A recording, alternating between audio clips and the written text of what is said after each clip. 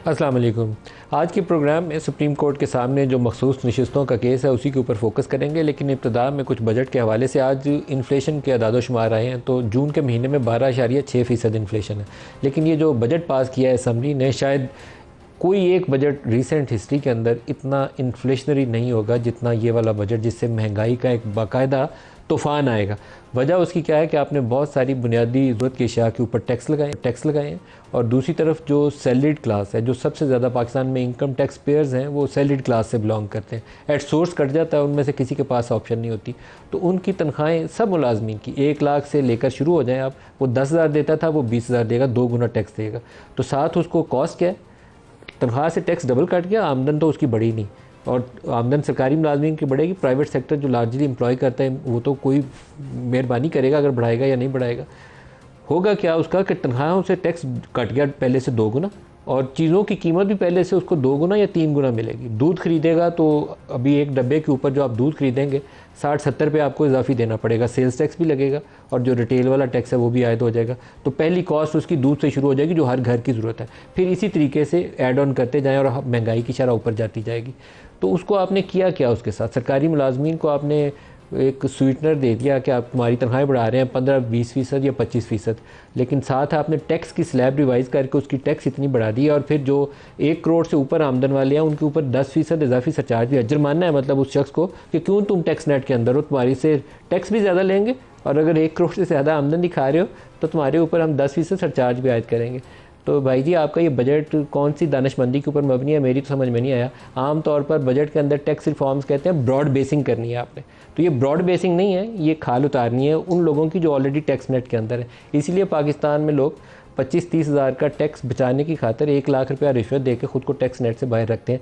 तो ये finance minister साहब की ये जो सोच के अंदर बुनियादी खामी और ख़राबी नज़र आई है मुझे, वो ये है कि जो टैक्स नेट में है उसको तो स्क्वीज़ कर लो अच्छे से, ये तो कहीं जा नहीं रहा, इसके ऊपर टैक्स स्लैब भी रिवाइज़ कर दो और जो टोटल आमदन है उसके ऊपर 10% सरचार्ज भी लगा दो। तो कुछ सोच समझ के तरीकाकार अपनाया जाता है कि वो लोग जो टैक्स नेट से बाहर हैं उनको क्या तरीकाकार अपनाया जाए कि वो टैक्स नेट के अंदर आ जाएँ। वो सेक्टर्स जो टैक्स नेट से बाहर हैं, सिगरेट है, पाकिस्तान में सारा सिगरेट जो है वो स्मगलिंग होती है, उसकी बेपनाह स्मगलिंग होती है, वो टैक्स अवेड करते हैं सिगरेट वाले।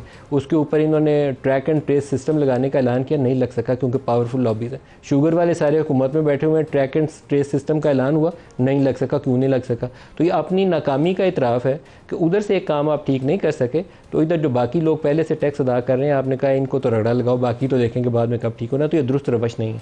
सुप्रीम कोर्ट की तरफ आ जाते हैं। सुप्रीम कोर्ट का मामला तकरीबन हतमी मराहिल में, अगर कल नहीं फैसला आया तो रिज़र्व हो जाएगा, मुझे लगता नहीं है कि और आगे जा सकता है। अटर्नी जनरल दलाल दे रहे हैं, उसके बाद जवाब के लिए PTI के वकला को बुला लेंगे, अदरवाइज़ मामला तकरीबन हतमी एक स्टेज के ऊपर है।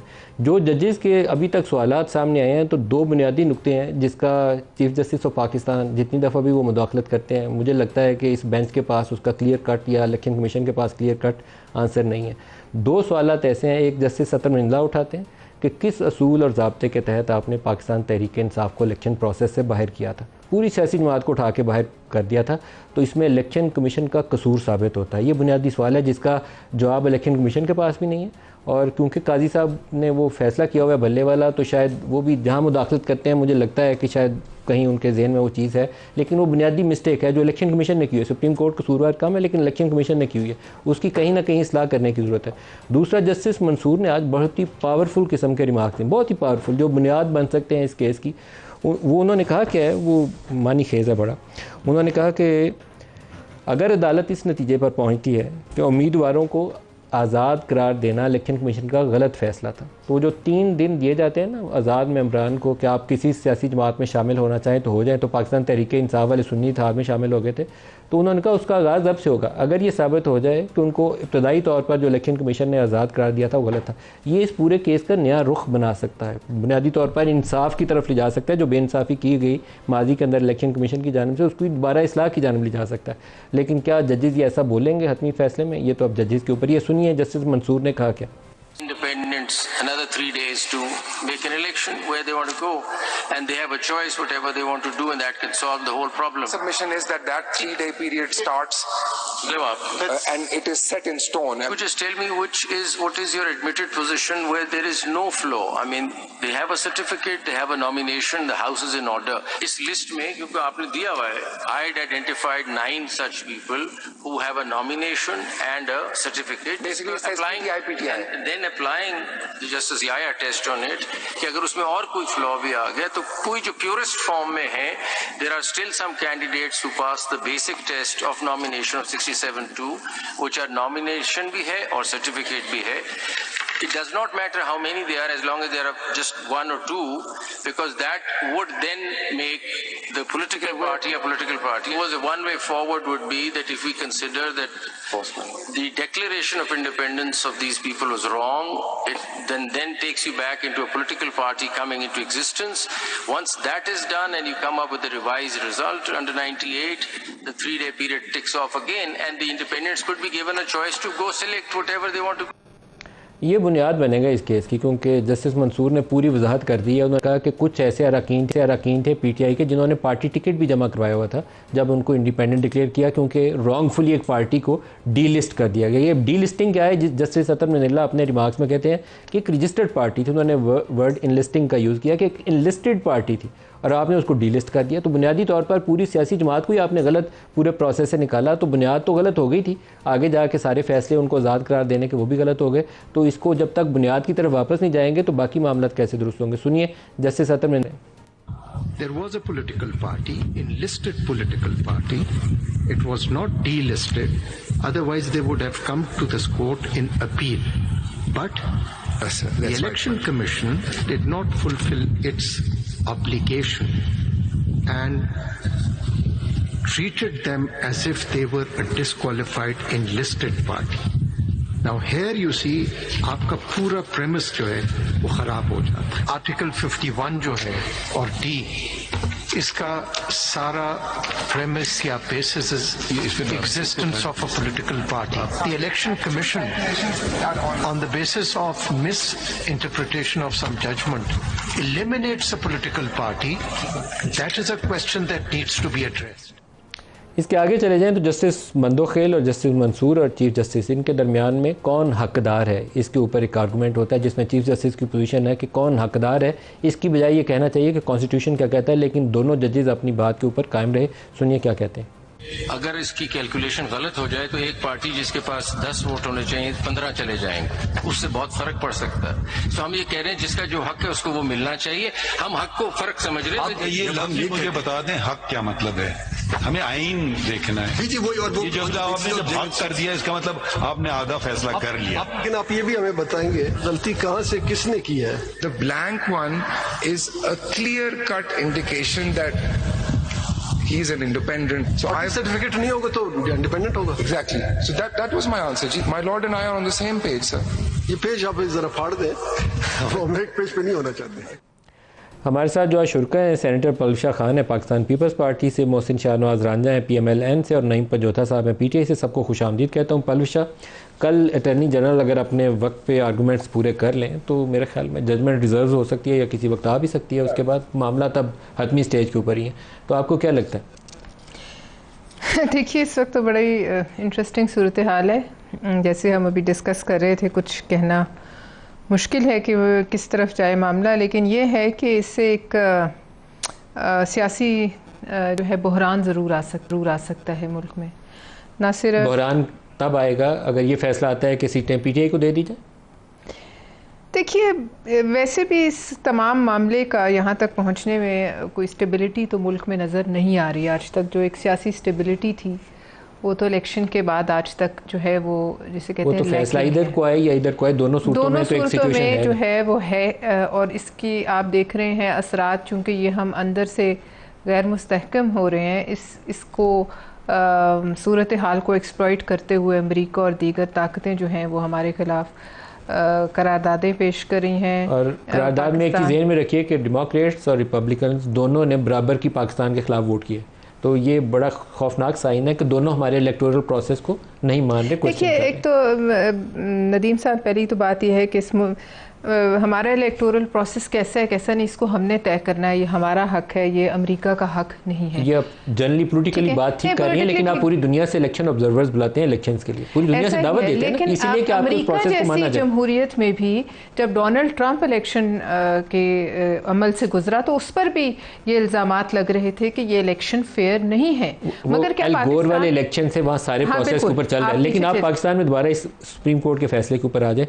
इस फैसले में जो सीनियर जजेस के ऑब्जर्वेशन हैं बड़ी पावरफुल हैं, जस्टिस मंसूर हो, जस्टिस मुनीब हो, जस्टिस अतर हो, बहुत स्ट्रॉन्ग किस्म की पावरफुल किस्म के ऑब्जर्वेशन दे रहे हैं। जो अभी आपने दिखाई, अगर ये वक्त में वापस चले जाते हैं, जस्टिस मंसूर कह रहे हैं जी, तो फिर जाहिर एक सियासी बहरान तो ज़रूर आता है। फिर उससे जो ये इलेक्शंस हैं हमारे सेनेट के, ये भी मुतासिर हों, शायद हों, मुझे नहीं पता। रिजर्व सीटों वाला केस खुलेगा दोबारा। देखिए, अगर खुलता है, देखिए वैसे भी मुझे तो इस्तेहकाम इस वक्त नज़र नहीं आ रहा, और अगर गैर मुस्तहकम होना ही है इस सारे सिस्टम ने, और ये फ़ैसला कर ही लिया गया है कि इसको हमने किसी और तरफ लेके जाना है, तो बस फिर क्या कर सकते हैं। रांझा साहब से पूछता है, रांझा साहब आपको क्या नज़र आता है? ये सूरत हाल बड़ी इंटरेस्टिंग है इस वक्त सुप्रीम कोर्ट के सामने। केस का फैसला अगर आप लोगों के मुखालिफ आता है तो जो जिन रिजर्व सीट्स के आप उम्मीदवार थे उनमें से कोई एक भी आपको नहीं मिलेगी, बल्कि आपकी मुखालिफ जमात PTI तगड़ी और तवाना होकर खड़ी हो जाएगी। देखिए, ये तो इस वक्त पाकिस्तान के अदालती निज़ाम का और पाकिस्तान के आइन का, जो दस्तूर का एक मैं समझता हूँ उससे मुतालिक एक बहुत अहम केस चल रहा है, और अभी इस केस में वाकई इसके जो सियासी रिपरकशंस होंगे वो अपनी जगह पर होंगे, और जाहिर है उसके साथ हुकूमती हमारी जो पार्टी है या हमारा जो हुकूमती इत्तेहाद है उसकी नंबर गेम पे वाज़िया एक असर पड़ेगा। लेकिन बात ये तो ठीक है, दस्तूर की होगी, सब कुछ हो गया, समझते भी हैं, लेकिन मैं हमेशा से एक ही बात करता हूँ कि आपने अगर प्रोसेस को ठीक करना है तो जहाँ से प्रोसेस ख़राब हुआ, जिस तरह जस्टिस अतर मिनल्ला साहब फरमा रहे थे कि वो बुनियाद में जाना चाहते हैं, तो बुनियाद में जाए ना। आप माना कि एक केस जो सबजुडिस है, एक केस जो इस वक्त ज़ेरे बहस है, उसके बीच में मैं ये नहीं कहूँगा कि उससे अलहदगी से कोई चीज़ जो है वो उठा ली जाए और उसको उससे अलहदा जो है वो मैनेज किया जाए, लेकिन मैं ये ज़रूर कहूँगा कि वो सारे फैक्ट्स जो हैं जहाँ पे आज पाकिस्तान की जमहूरियत जिस मकाम पर पहुँच चुकी है और जो हमारे सामने सूरत-ए-हाल इस वक्त पैदा हो चुकी है, इस पूरे अमल को आप उठाएं और कहें कि कहाँ से काम ख़राब होना शुरू हुआ, वहाँ से शुरू करना, सही शुरू करें। माजी के इस्लामाबाद हाई कोर्ट के कई फैसले हैं जिनको निकाला जा सकता है, जिसमें मौजूद जजेस साहिबान जो आज इस बेंच में भी हैं, उनके आगे हम भी पेश होते हैं कई केसेस में। नहीं रांझा साहब, लेकिन आज मामला काफ़ी खुल के आ गया ना, जब जस्टिस आयशा ने सवाल किया कि जस्टिस आयशा ने भी किया और जस्टिस आई थिंक मंदोखेल दोनों ने प्रॉबेबली इसके ऊपर सवाल जवाब किए कि ये बाप पार्टी को जब आपने KP में सीटें दी थी तो क्या बाप पार्टी उस वक्त अपनी किसी लिस्ट को जमा कराया था, KP असम्बली के अंदर उनकी क्या हैसियत थी? तो उसके ऊपर जो जवाबात हैं वो PTI को तक़वियत करते हैं, आप लोगों को तक़वियत नहीं करते, तो ये आपके मुखालिफ जाएगा मामला यहाँ पर। देखिए, इसमें जो बाप पार्टी का वकील है वो ज़ाहिर अपने दलाइल दे रहा होगा और हमारा भी वकील अपने दे रहा होगा, लेकिन इस वक्त क्योंकि ये मामला जो है ये ज़ेरे बहस है और इसमें किसी किस्म की भी जो इस वक्त कोई बात करना, इस केस से मुताल्लिक कुछ कह देना कि ये कहाँ तक इसके बारे में क्या इसके रिपरकशंस होंगे और क्या इसका नतीजा निकलेगा, मैं समझता हूँ कबल इस वक्त है, क्योंकि कोर्ट में केस सबजुडिस है और इसके सियासी असरात जो हैं वो तो ज़ाहिर है सबके सामने है, लेकिन सियासी असरात से हट के हमें जो इसके हैं मतलब देखना पड़ेगा कि पाकिस्तान में जो इस्तेहकाम है वो किस हद तक डिस्टर्ब होगा और हम किस तरफ जा रहे हैं, किस तरफ जा रहे हैं। इसमें जो बाकी सूरत हाल तो जो होगी सामने, लेकिन एक मज़े की सूरत हाल है, मौलाना फजल रहमान साहब जो हैं वो इस वक्त पाकिस्तान तहरीक इंसाफ से करीब कर रहे हैं अपने। पहले माजी तो एक ये था कि वो ये नारे मारा करते थे जलसों में मौलाना फजल रहमान का नाम लेकर, लेकिन आजकल ये आपस में कोई वर्किंग रिलेशनशिप डेवलप करने की कोशिश कर रहे हैं। मौलाना फजल रहमान धुआंधार प्रेस कॉन्फ्रेंस करते हैं रोज़ाना की हिसाब से, इस्टेब्लिशमेंट को भी ललकारते हैं, इलेक्शन कमीशन को भी ललकारते हैं और पूरे इलेक्शन के निज़ाम के ऊपर वो कहते हैं ये धांधली ज़दा है, ये गलत है, ये दुरुस्त ही नहीं था। लेकिन आज उनके वकील ने कामरान मुर्तज़ा साहब ने सुप्रीम कोर्ट के सामने कहा कि इलेक्शन का जो प्रोसेस हुआ है वो उसको सपोर्ट करते हैं, इलेक्शन कमीशन का मखसूस नशिस्तों का फ़ैसला भी और इलेक्शन के अमल को भी वो इलेक्शन कमीशन की तायीद करते हैं। तो मैंने इससे ज़्यादा मज़े की और मज़ाक़ा खेज़ सूरत हाल नहीं देखी। पंजोथा साहब, आपके इत्तेहादी क्या कर रहे हैं सर बाहर और अंदर जाके? बहुत शुक्रिया नदीम मलिक साहब, आपने मौका दिया। पहली बात मैं थोड़ा सा इलेक्शन के हवाले से बात करना चाहूँगा, मखसूस नशस्तों के हवाले से। उसकी तरफ आते हैं इलेक्शन की तरफ। ये जरा मौलाना साहब की तरफ पहले कमेंट कर दे, फिर उसकी तरफ ही चलते हैं। पूरा प्रोग्राम उस पर बात करेंगे। देखिए, मौलाना साहब के हवाले से आज भी हमारी कोर कमेटी के अंदर इनके इस जो वकील साहब ने बयान दिया उसके ऊपर बातचीत हुई है, तफसीलन बातचीत हुई है। लेकिन क्योंकि कोई भी किसी भी अलाइंस के हवाले से जो हदायत इमरान खान साहब की तरफ से होती हैं डेफिनेटली उसी के ऊपर इम्प्लीमेंट किया जाता है। तो जो भी चीज़ें हैं मज़ीद ये खान साहब के सामने रखी जाएंगी, तो जो उनका फिर इसमें मज़ीद आगे उनकी तरफ से डायरेक्शंस होंगी उसी के ऊपर इम्प्लीमेंट करके फिर हम आगे बढ़ेंगे।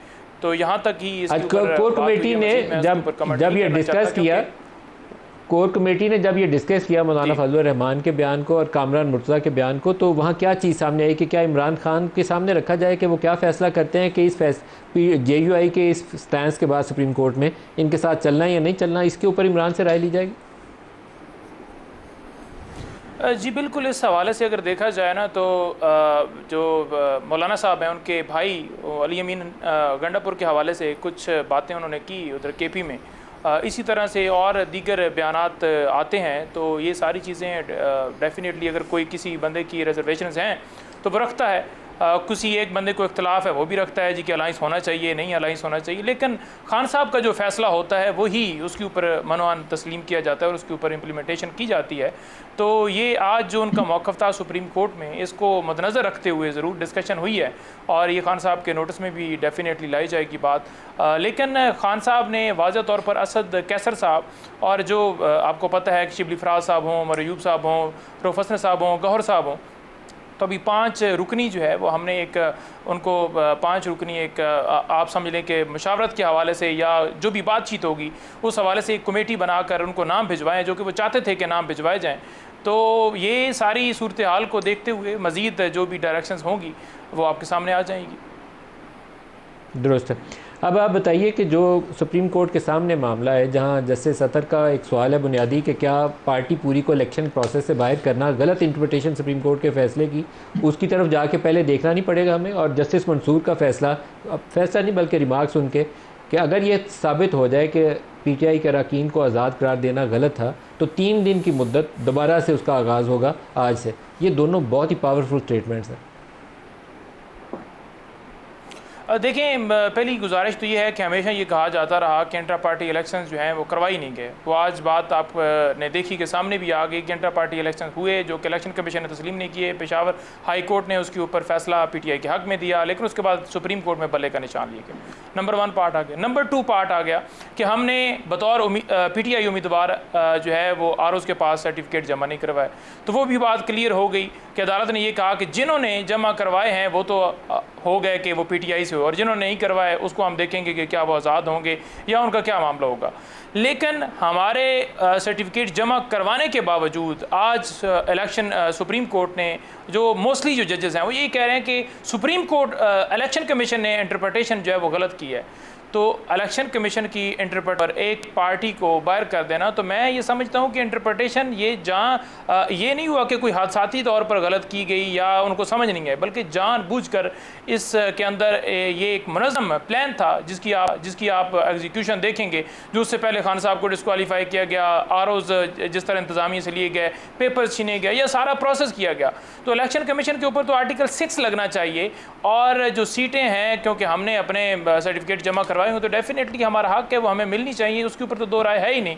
और जहाँ पर बात की गई इलेक्शन कमीशन से कि आप बताएं कि बाप पार्टी के हवाले से आप क्या कहते हैं कि उस वक्त भी तो उसके ऊपर भी कोई उनके पास जवाब नहीं था। उसके अलावा सुप्रीम कोर्ट ने कहा कि आपने गलत इंटरप्रिटेशन की है, तो ये कभी किसी पूरे दायरे पे भी आर्टिकल 6 लगे, उनके पास कोई जवाब नहीं था। आप कहते हैं आर्टिकल 6 लगना चाहिए, कभी किसी पूरे अदारे के ऊपर भी आर्टिकल 6 लगे? आईनी इदारा है इलेक्शन कमीशन ऑफ पाकिस्तान। देखें, आईनी अदारा है, आज भी इसी तरह का दिफा किया जा रहा था कि आईनी अदारा है, बिल्कुल आईनी अदारा है। तो कोई भी आईनी अदारा अगर अपनी हदूद से तजावज़ करेगा तो वो कानून की गिरफ्त में आएगा। जो भी आइन की खिलाफ वर्जी करेगा, कोई सुप्रीम कोर्ट का जज करता है या इलेक्शन कमीशन का कोई मेंबर करता है या चीफ इलेक्शन कमिश्नर करता है, तो उसके ऊपर आर्टिकल 6 लगता है।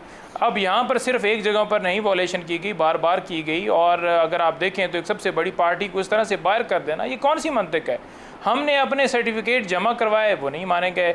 हमने वो कहते थे सुन्नी इत्तेहाद कौंसिल के हवाले से भी ये आज बात की गई कि साहबजादा अहमद रज़ा से आपने कोई तफसील ली, कोई उनका मौक़िफ़ लिया कि आप उनको आज़ाद डिक्लेयर कर रहे हैं। हालांकि वो कह रहे थे कि मैं अगर आप आज़ाद करें तो मैं तो सुन्नी इत्तेहाद कौंसिल से लड़ना चाहता हूँ, मुझे घोड़े का निशान दे दें। उन्होंने घोड़े का निशान भी नहीं दिया, उन्होंने कहा जी नहीं आप आज़ाद हैं। मैं खुद गया, मैं खुद लड़ा हूँ इलेक्शन हल्के से, और मुझे फ़ोन करके बुलाया गया, कहा गया कि आप आएँ, ये निशानात हैं, इनमें से आपने इंतखाब करना है। हमने उस फैसले को चैलेंज भी किया, लेकिन उसके बावजूद आपने देखा कि 10, 12 दिन, 14 दिन का टाइम था और हमें तो फिर वो उसी से जाना पड़ा जो हमें निशानात आज़ाद दिए गए। अच्छा, एक ब्रेक करीब आपसे पलफशाह से पूछते हैं, ये बारी बारी रगड़ा जो है ना, पार्टी का निशान या पार्टी का नाम क्या होगा, सारी जमातें भुगत चुकी हैं, लेकिन इसके बावजूद किसी सियासी जमात ने अभी तक इसके ऊपर समझबूझ या दूरअंदेशी से काम नहीं लिया, बल्कि वक्ती मफाद को तरजीह दी। सबसे पहले पीपल्स पार्टी के साथ ये ज़्यादती की गई। पीपल्स पार्टी से पहले अगर चले जाएँ तो ANP नैप वाला मामला वो हमारे सामने था, लेकिन रिसेंट हिस्ट्री जो मुशर्रफ दौर से शुरू होती है, पीपल्स पार्टी पार्लियामेंटेरियन बनवाएगी, सेनेट इलेक्शंस के वक्त PMLN से शेयर का निशान लिया गया, और इस दफ़ा पाकिस्तान तहरीक इंसाफ से यही कुछ किया गया। तो क्या सियासतदान दूरअंदेशी का मुजाहरा नहीं कर सकते? एक ब्रेक ले लें, हमारे साथ रहिए।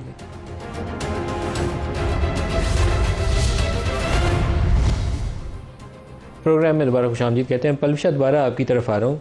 ये मामला जितना हल्के से लिया जा रहा है, मुझे लगता है उतना हल्का है नहीं। 2/3 मेजोरिटी एक ख्वाहिश मौजूद थी पार्लियामान के अंदर, हुक्मरानों की होगी, कहा जा रहा था चीफ जस्टिस की मुद्दत मुलाजमत में तोसीक कर देंगे, इस तरह के फीलर्स भी छोड़े गए मार्केट में। तो ये सारा कुछ एट स्टेक है इस वक्त। देखिए, बज़ाहिर तो एट स्टेक ही है, लेकिन अब चूँकि पाकिस्तान है और यहाँ से तमाम सियासी जमातें जो हुकूमत करती हैं या हुकूमत करने की ख्वाहां होती हैं, उनको पता होता है कि किसी वक्त भी इस किस्म के हालात, अब पिछली कुछ दहाइयों से तो हमें नज़र आ रहा है कि हालात जो हैं वो किसी वक्त भी जो है वो गैर मुस्तहकम हो जाएंगे। और आपको ये अंदेशा है कि सियासी हालात अदम इस्तेहकाम का शिकार होंगे किसी वक्त? देखिए, है ही अदम इस्तेहकाम का शिकार है ही आज तक। देखिए, जब से मैं आपको 2008 से मोहतरमा बेनज़ीर भुट्टो की शहादत के बाद से आप याद कीजिए पीपल्स पार्टी के 5 साल क्या होता रहा। क्या एक दिन भी इस्तेहकाम से हुकूमत चली? उसके बाद से आज तक जो है ये मामलात इसी तरीके से किसी न किसी तरीके से जो है ये हुकूमतों के लिए मुश्किल होते रहे हैं। लिहाजा अब अगर ये होता है, देखिए मुझे तो जो भी फ़ैसला आता है उस पर हम कुछ कह नहीं सकते, लेकिन अगर तो ये वक्त में वापस दूरस नताइज बिल्कुल होंगे और फिर हमें कुछ बातें हैं जो शायद हम लोग नहीं भी कर रहे, लेकिन मामलात फिर शायद इतने अच्छे किसी के लिए भी ना रहे। अगर कोई ये समझता है कि एक तरफ से ख़त्म करके कुछ, लेकिन इस मामले में जो कुछ 8 फरवरी से पहले या बाद में हुआ उसकी एक दफ़ा इस्लाह तो सुप्रीम कोर्ट को करनी पड़ेगी ना। मामला इस वक्त कोर्ट के सामने है तो कोर्ट को इसके ऊपर फैसला तो सादर करना है। अच्छा, मैं आपकी इजाज़त से एक छोटा सा बीपर कर लूँ। जुल्फ़ी बुखारी PTI से हमें ज्वाइन कर रहे हैं। जुल्फ़ी, बहुत शुक्रिया, आप हमारे साथ शामिल हो रहे हैं। आपने कुछ डिटेल्स ह्यूमन राइट्स ग्रुप के एक जो वर्किंग ग्रुप है उसका आर्बिट्रेरी डिटेंशन के हवाले से वो मेरे साथ शेयर की हैं। बताइए उसकी तफसील क्या है? उसकी तफसील मलिक साहब ये है कि ये यूनाइटेड नेशंस का एक ग्रुप है जो लॉयर्स और जजेस से बना हुआ होता है। ये साल में 3 दफ़ा सिर्फ बैठते हैं और इसमें बड़े बड़े नाम इस वक्त मौजूदा मलेशिया का प्राइम मिनिस्टर अनवर इब्राहिम, मालदीव्स के प्रेसिडेंट, जब भी ये जेल में गया उनका पहला स्टेप ये होता है कि UN से ये फैसला लें कि वो क्या कानूनी तरीके से या गैर कानूनी तरीके से जेल में डाले गए। अल्हम्दुलिल्लाह ये केस अभी 6-8 महीने से हम लड़ रहे थे UN के साथ, ने पाकिस्तान को भी लिखा, पाकिस्तान ने अपना जवाब दिया नहीं किया मुझे नहीं पता, लेकिन फिर इनने कंक्लूड ये किया है कि इमरान खान को गैर कानूनी तरीके से मुकम्मल तौर पे जेल पे ऐसे डाला है, तो कम्प्लीटली इलीगल और गैर कानूनी था। उन्हें कंक्लूड ये किया कि इमरान खान को कॉम्पनसेशन दी जाए अपने इस गैर कानूनी तरीके से जेल में डालने के लिए। उन्हें ये भी कंक्लूड किया कि इमरान खान को जेल में इसलिए डाला गया था कि उनको पॉलिटिकल इलेक्शन से हटाया जाए। उन्हें ये भी आगे लिखा है कि जिन जिन लोगों ने ये किया है गवर्नमेंट ने उनको अकाउंटेबल इस चीज के लिए बनाना है और इन्वेस्टिगेशन करनी है कि किन किन लोगों ने किया और उनको अकाउंटेबल बनाए। तो इसका फायदा आपको ये आता है कि बार बार जब अगर एक व्हाइट हाउस के स्पोक्स पर्सन से या किसी और मुल्क के स्पोक्स पर्सन से या प्रेसिडेंट या प्राइम मिनिस्टर से पूछा जाए तो हमेशा एक इजी आंसर होता है दूसरे ममालिक के लिए कहने के लिए कि जी ये एक पाकिस्तान का इंटरनल मैटर है। लेकिन क्योंकि एक UN की जजमेंट इस पे अब आ गई है तो अब ये इंटरनल मैटर नहीं रहा। अच्छा, ये ह्यूमन राइट्स काउंसिल जो यूनाइटेड नेशंस की है, ये इंपॉर्टेंट स्टोरी बन जाती है। ह्यूमन राइट्स काउंसिल जो यूनाइटेड नेशंस की है, उसका एक ये सब ग्रुप है और आर्बिट्रेरी डिटेंशंस, जिसकी ये फैसला है कि इमरान खान को रिहा किया जाए। जी, अब उन्हें पाकिस्तान हुकूमत को बोला है कि इमरान खान को इमीडिएटली रिहा किया जाए और कॉम्पनसेशन दी जाए। मतलब है कि उनको क्यों इतनी देर जेल में रखा गया था। तो अब उनका काम है चेस भी करना, उनका काम है बाकी मुल्कों से स्टेटमेंट्स भी दिलवाना, और इंशाल्लाह ये हम रिपोर्ट पूरी दुनिया में अभी लेके जाएंगे सारी लीडरशिप के पास कि पहले तो आप लोग कहते थे कि हमारे जजेस और हमारे कोर्ट्स का इंटरनल मसला है, पाकिस्तान का अंदर का मसला है, लेकिन अब यूनाइटेड नेशंस ने ये फैसला दिया है कि इमरान खान गैर कानूनी तरीके से जेल में है, तो लिहाजा अब आप इस पे क्या कहते हैं। तो अब वो जवाब दे हमें नहीं दे रहे पाकिस्तान बतौर पीटीआई या पाकिस्तानी या जुल्फी बुखारी, अब वो जवाब दे रहे हैं कि यूनाइटेड नेशंस के ग्रुप्स, यूनाइटेड नेशंस का क्या वर्डिक्ट था, और अब यूनाइटेड नेशंस का जो ह्यूमन राइट्स कमिश्नर। जुल्फी, आप खुद भी इस ग्रुप में अपीयर हुए, आपने भी कोई प्रेजेंटेशन किया उसमें? नहीं, मैंने खुद, इसमें कोई बायसनेस आपको नहीं इजाजत देती कि आप अपेयर होते हैं, आप वकील रखते हैं, वकीलों के जरिए। और वो वकील कौन सा था? जी, वकील 2-3 थे जी, वो सारे उनकी अपनी भी प्रेस कॉन्फ्रेंसेस, प्रेस स्टेटमेंट्स अभी निकली है। मैंने आपको एक फोर्ड भी की थी, सारा गोगन, हार्बर्ट लुइस की एक हैं, इंग्लैंड की भी, अमेरिका में भी एक वकील रखा था। तो और इसके लिए क्या कोई लॉबियस्ट फर्म हायर करनी पड़ती है? आप कैसे अप्रोच करते हैं, थोड़ी सी वजाहत भी कर दें। नहीं, लॉबियस्ट फर्म नहीं, हम फैसला किया था कि हम यूएन पे जाएंगे और फिर लॉयर्स एंगेज किए और वकीलों के थ्रू सारा हुआ, इसमें कोई लॉबियस्ट इन्वॉल्व नहीं होता। आप साथ रुकिएगा एक मिनट, मेरे साथ पलविशा भी हैं और रांझा साहब भी हैं, तो उनसे भी सुन लें ताकि आपको जवाब देने में आसानी रहे। पलविशा, देखिए, जो मैंने देखी है इनकी पहली बात तो यह है ये किसी पेगासस स्ट्रेटजीज नाम की कंपनी जो शायद पॉलिटिकल काउंसलिंग करती है, उस ज़ाहिर है पैसे लेके काम करती है कि उसके थ्रू ये गए हैं। बहरहाल मैं तो ये कहूँगी कि इससे पहले इस मुल्क में बहुत सारे पॉलिटिकल प्रिजनर्स रहे हैं और 14-14 साल रहे हैं, जरदारी साहब रहे हैं, लोगों पे केस बनते रहे हैं। मोहतरमा के खिलाफ जो केसेस और टेप्स आई थी बाहर, दौर में जिसे पकड़ा गया था, उसके बाद भी आप याद कीजिए हुकूमत के दौरान क्या होता रहा। फिर इस मुल्क में सियासी मुखालफिन को मारा गया, निकाला गया, मुल्क बदर किया गया, उनसे नई सियासी पार्टीज़, उनको फोर्स किया गया कि वो दूसरी सियासी पार्टीज़ और उस पर सिम्बल्स पे इलेक्शन लड़ें। मगर हमने अपनी जंगें मुल्क के अंदर ही लड़ी हैं और मुल्क के बाहर से कुमक मंगवाना और पाकिस्तान को कटहरे में खड़ा करना ये मेरे ख्याल में मुनासिब नहीं है और हमारा शेवा तो नहीं रहा। और ना पॉलिटिकल काउंसलिंग के लिए फर्म्स हायर करना जो है ये। रांझा साहब, आप सुनाइए, ये जो यूएन एक वर्किंग ग्रुप है उसकी ये स्टेटमेंट है जो इमरान खान की रिहाई का मुतालबा कर रही है हुकूमत पाकिस्तान से, आपका रद्द-ए-अमल? देखिए, माजी में जब राना सनाउल्लाह के ऊपर उन्हें 15 किलो हेरोइन डाली थी, तो मैंने राना सनाउल्लाह साहब की जो मिसेस थी उनकी तरफ से एक पिटीशन डाली थी इंटरनेशनल पार्लियामेंट्री यूनियन में, और उसका फैसला भी आ गया था और हमारे हक में आया था कि राना साहब के साथ ज्यादती हो रही है। इंटरनेशनल पार्लियामेंट्री यूनियन का बाकायदा डेलीगेशन इधर आया और उन्होंने फिर अपना फैसला जो था वो स्पीकर जो थे असद कैसर साहब उनको कम्युनिकेट भी किया, लेकिन उसके बावजूद भी जो हुकूमत थी वो अपने उसे ना हिली, मुकदमे से ना हिली, और वो मुकदमा और कार्रवाई। देखिए, हमारे पे कानूनी तौर पे हमें ये देखना पड़ेगा कि लीगली स्पीकिंग क्या पॉसिबल है। अगर हम उनके इस इंटरवेंशन के हमने कोई डॉक्यूमेंट साइन किए हुए और हम उनको अलाउ करते हैं लीगली कि वो इंटरवीन कर सकते हैं हमारे जुडिशियल प्रोसेस में, हमारे इंटरनल सिस्टम में, तो फिर तो एक अलग सिचुएशन होती है। बट अगर इस तरीके से आपके पाकिस्तान की जेलों में पड़े हुए क्रिमिनल जो हैं वो सारे सियासी, आपको पता है पॉलिटिकल असाइलम के केसेस कितने लोगों ने पाकिस्तान से बाहर जाके लिए, और सारे असाइलम के केसेस जो हैं वहाँ पर फिर नेशनैलिटी ले दी जाती हैं, और फिर उसके बाद अगर वो सारे के सारे कई इस तरह की चीज़ें जो हैं वो आपके मुल्क के बीच में इंटरवेंशन शुरू हो जाए उन अदालतों के फैसलों के ऊपर या एक वर्किंग ग्रुप के फैसले के ऊपर, वो मायने नहीं रखती। वर्किंग ग्रुप हो जाए या वो आपको एक सिर्फ एक आपको अपनी ऑब्जर्वेशन देते हैं, और वो ऑब्जर्वेशन क्योंकि मैंने आपको अपना तजुर्बा बताया कि इंटरनेशनल पार्लियामेंट्री यूनियन में जो कि उस वक्त भी ये जो पार्लियामेंट्री यूनियन है ये एक बड़ा संजीदा अदारा है। जुल्फी से इसका जवाब ही ले लें। Zulfi, would you like to respond? जी, मुझे एक्चुअली इनकी तो बिल्कुल आवाज़ नहीं आई, लेकिन जो खातून पहले बात करी थी मुझे उनकी आवाज़ आई थी। मुझे जी, पलविशा खान पीपल्स पार्टी से, जी क्या कहेंगे आप? जी, तो मैं सिर्फ यही कहूँगा जी, पहली बात तो ये कि पेगासस कोई लॉबिंग फर्म नहीं है, वो एक लॉ फॉर्म इसको कराया देता है, तो इसको कंफ्यूज करने की जरूरत नहीं है क्योंकि एक लॉ फॉर्म है, ह्यूमन राइट्स की एक लीगल एक लॉ फॉर्म है। दूसरी बात यह है कि कोई मुहतरमा या बाकी कोई भी जिस पे पॉलिटिकल विक्टिमाइजेशन होती है हम उनके खिलाफ हैं, लेकिन जिनको जो केस जीत सकता है इंटरनेशनली वही जाएगा ना, जो केस नहीं जीत सकता इंटरनेशनली वो नहीं जाएगा ज़ाहिरी तौर पे। तो अब ये कहना कि जी इंटरफेरेंस हम नहीं चाहते किसी चीज़ की, इंटरफेरेंस तो हमने तो नहीं की, हम तो एक इंटरनेशनल यूनाइटेड नेशंस के पास गए हैं, हम कोई अमेरिका के पास तो नहीं गए, हमने कोई बजट IMF के ऊपर कहने पे तो नहीं लिखा, हमारा प्राइम मिनिस्टर तो खड़े होकर ये तो नहीं बोला कि हमारा बजट IMF और अमेरिका के कहने पे बना हुआ है, ये हमने तो नहीं बोला। हमने तो जब भी बजट बनाया था हमने तो पाकिस्तान के अवाम के लिए बनाया था, हमने IMF या किसी और के कहने पे तो बजट नहीं बनाया। और ये यूनाइटेड नेशंस के एक डिसीजन है। यूनाइटेड नेशंस, क्या हम यूनाइटेड नेशंस के हिस्सा नहीं है? क्या हमारे DGs ना यूनाइटेड नेशंस वर्किंग ग्रुप्स में नहीं बैठते? क्या हमारे नहीं बैठते कमीशन के अंदर? तो या तो आप एक स्टांस लें कि आप यूनाइटेड नेशंस के साथ एफिलिएटेड नहीं है, या आप ये डिसीजन लें कि आप यूनाइटेड नेशंस के साथ एफिलिएटेड हैं।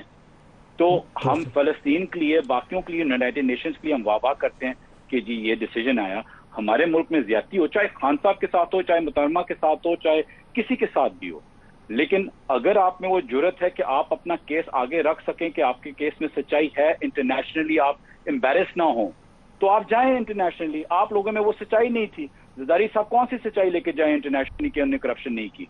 हम लेके जा सकते हैं, मैं लेके जा सकता हूँ इमरान खान का, जरदारी साहब लेके जाए ना, नवाज शरीफ लेके जाए ना, शहबाज शरीफ लेके जाए, मैं भी देखूं, मैं पैसे देता हूँ उनके केस का, वो लेके जाएं केस इंटरनेशनल का ही, और मैं देखता हूँ कि उनके केस में कितनी सच्चाई है। जुल्फी बुखारी साहब बहुत शुक्रिया, आपने हमें ज्वाइन किया। नईम पंजोथा साहब से भी पूछ रहे हैं। जरूर करना चाहूँगा। जी बिल्कुल, मैं तायद करता हूँ जुल्फी बुखारी साहब की।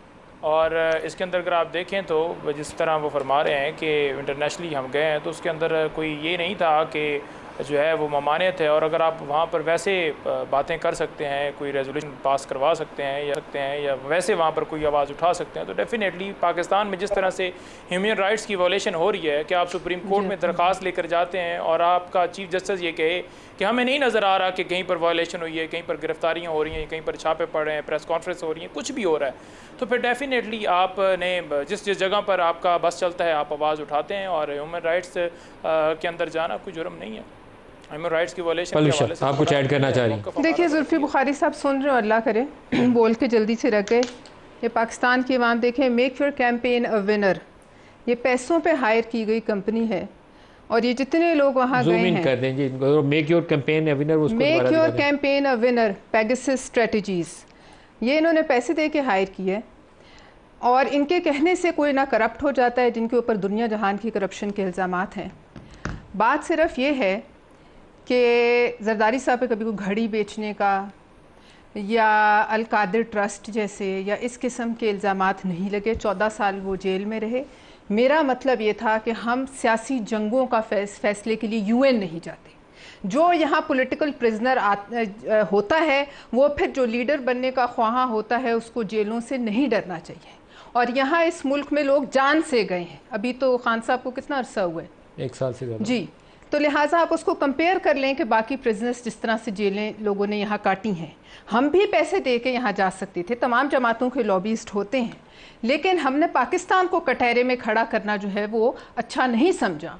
और जो ये जुल्फी बुखारी साहब फ़लस्तीन की बात करके गए हैं, तो जब आप अमरीकी करारदादें और अमरीकी कुमक को जो है आप तमगे की तरह सजाते हैं अपने सीने पर, तो फिर आप किस मुंह से फ़लस्तीन की बात करते हैं? क्या आप ये नहीं जानते कि ये वही लोग हैं जिनके हाथ पर जो है इस वक्त अमरीकी हुकूमत, जिसके हाथ पर जो है तकरीबन 60,000 औरत मर्द और कई हज़ार बच्चों का उनके चीथड़े उड़ाए गए हैं उनके कहने पर और उनके पैसों से। और यूनाइटेड नेशंस इस ग्रुप में आज तक किसी और खुद से बजाते खुद किसी और पाकिस्तानी रहनुमा के लिए क्यों नहीं कहा? ये तो पेगासस स्ट्रेटजीज गई, चले औरों को छोड़ दें, आप हमें छोड़ दें, नून को छोड़ दें, और किसी रहनुमा के लिए जो जान से गए, जो अपनी कैंपेन्स में जान से गए, जिनको टारगेट करके शहीद किया गया, उनके लिए कभी कोई आपने अल्फाज सुने? यूनाइटेड नेशंस आज तक गजा पे क्या कर सकी? क्या वहाँ उसका कोई किरदार रहा? कि अब एक तरफ आप कहते थे कि वो साइफर केस में अमरीकी जो ये है उसकी मदद से ये हुकूमत मेरी हटा दी गई। आज उन्हीं अमरीकियों के पास आप बैठे हुए रांझा साहब, रिसेंट पास में नवाज शरीफ, मोहतरमा, जरदारी साहब, शायद ख़ाकान अब्बासी, यूसुफ रज़ा गिलानी, शायद ही कोई ऐसा प्राइम मिनिस्टर होगा जो वज़ारत उज़्मा के बाद या उससे पहले या स्पीकरशिप के बाद गिलानी साहब जेल में गए थे, तो सबको ये रगड़ा लगा है। और ये है तो वो पॉलिटिकल विक्टिमाइजेशन के ज़ुमरे में आती हैं ये चीज़ें। आई डोंट नो कि इसको आप कैसे इंटरप्रेट करेंगे और कैसे इसका तदारुक किया जा सकता है पाकिस्तान में। देखिए, मुझे हैरानगी की बात यह कि नहीं कहना चाहिए ये चीज़ें, लेकिन करप्ट लोग अगर कहें कि जी मैं करप्ट लोगों को लेके जाऊंगा जेलों में और मैं कोर्ट्स में लेके चला जाऊंगा, तो मैं समझ नहीं आती कि सबसे बड़े जिनकी आप अगर पुराना देख लें कि ह्यूमन स्मगलिंग से शुरू करके टिल डेट तक रिंग रोड सारा सिस्टम और जो कुछ हुआ, पैसे लिए गए, और इमरान खान के अपने दौर में इनके अपने करप्शन के स्कैंडल निकले, आज वो हमें इंटरनेशनल कोर्ट्स में लेके जाएंगे। बड़ी हैरानगी की बात है। पैसे देंगे इनका जो और ऊपर से बात है जो इलीगली तौर पे साकिब निसार के एक फैसले की पैदावार है ये जुल्फी बुखारी साहब, इनके बाद इनको स्पेशल स्टेटस दिया गया जो कि पाकिस्तानी नेशनल भी नहीं थे, इनको पार्लियामेंट में बिठा दिया गया और इन मामले खुसूसी सॉरी बना दिया, जिनका पूरा वेल्थ होटल को बेच के वो जेब में रकम डालने का उनका चूंकि ख्वाब पूरा नहीं हो सका, इसलिए वो पाकिस्तान को कटहरे में खड़ा करें। सवाल सिर्फ ये है कि अपनी जंगें यहाँ मर्दानावार लड़ें और बाहर से कुमक मंगवाएंगे तो फिर आप जो हैं यहाँ के लीडर नहीं बन सकते। पंजोथा साहब आप सियासी लोग आपस में भी बात कर लिया करें, उससे रास्ता बहुत सारा निकला है। देखें नदीम मलिक साहब, बात यह है कि पाकिस्तान के अंदर जो इस वक्त हो रहा है, जो ख़वातीन के साथ सलूक हो रहा है, जो अगर कोई फ़लस्तीन के हक़ में एहतजाज करे उसको उठा लिया जाता है, अगर कोई महंगाई के ऊपर एहतजाज करे उसे उठा लिया जाता है, किसी को जलसे जुलूस की इजाज़त नहीं है, पाबंदियाँ हैं। ऐसी सारी सूरत हाल के अंदर अगर ह्यूमन राइट्स के हवाले से कोई बात की गई है तो क्या गलत है। और दूसरे नंबर पर ये इस बात को तो ज़रूर कहते हैं कि जनाब वो बड़ी पॉलिटिकल विक्टिमाइजेशन हुई, वो जेल में डाल दिया गया, ये जेल में डाल दिया गया, लेकिन जब इमरान खान की बात है, पाकिस्तान तहरीक इंसाफ की बात है, तब ये कहते हैं नहीं बिल्कुल ये जेन्युइन पड़े हुए हैं, वो बिल्कुल सच्चे थे। हालांकि ऑन रिकॉर्ड सारी चीज़ें हैं कि आज भी एवन फील्ड अपार्टमेंट का हिसाब नहीं दिया गया, आज भी ये लोग आम आदमी के ऊपर तो टैक्स लगा रहे हैं, तनख्वाहदार तबके के ऊपर लगा रहे हैं टैक्स, लेकिन 5-5, 6-6 लाख ये सिर्फ टैक्स देते हैं। और जिनकी बड़ी बड़ी गाड़ियाँ, एक गाड़ी की कीमत 10-10 करोड़ है, जहाँ पर तोशाखाना से गाड़ियाँ ली गई उसका कोई हिसाब नहीं दिया गया, जो कि कानूनी तौर पर ली नहीं जा सकती। एक मोहतरमा से पूछा गया कि बताएं आपने ली, उन्होंने कहा जी कब ली, हमें तो नहीं याद। फिर कहा गया कि जी पता नहीं, ये कट कर दें, ये यहाँ पर ना चलाएं। बाकियों ने आपके ऊपर जवाब शुरू कर दिया तो मेरा प्रोग्राम एक तरफ हो जाएगा। नईम पंजोथा साहब, मोहसिन शाहनवाज और सेंटर पर, आपका बहुत शुक्रिया। आज के लिए इतना ही, इजाज़त दीजिए, अल्लाह हाफिज़।